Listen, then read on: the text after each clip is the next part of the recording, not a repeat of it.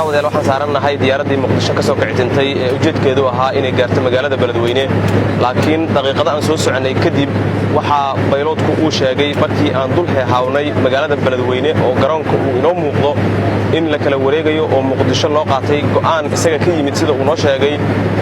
in loogu laabto muqdisho waxa uu sheegay in go'aankaas uu u qaatay in garoonka biyo ay ku jiraan laakiin taa beddelkeeda diyaaraddan waxaa saaran madaxweynayaal hore oo ay ku jiraan xasan sheekh maxamuud iyo madaxweynihii ee dowladdii ku-meelgaarka ahayd sheekh shariif sheekh axmed sheekh shariif oo nala hadlay waxa uu sheegay in ay weli tuhunsan yihiin in go'aan qaadashada bayloodka wada diyaaraddan aan saarannahay ay weli gadaal ka riixayaan dana kale oo siyaasadeed sidaa daraaddeedna aysan weli ku qanacsanayn sida wax loo wado waxaa kale oo uu sheegay in dowladdu ay iskuday u samaysay markii muqdisho laga imaanayay muqdisho laga soo tegayey in diyaaradooda la hor istaago laakiin wadahadallo kadib loo oggolaaday in ay soo aadaan magaalada beledweyne ilaa iyo haddana ay la yaaban yihiin sababta loogu sheegay inaan lagu degi karin garoonka beledweyne oo aan iminka ka soo laabannay xaalku waxa uu ku dambeeyo waad la socon doontaan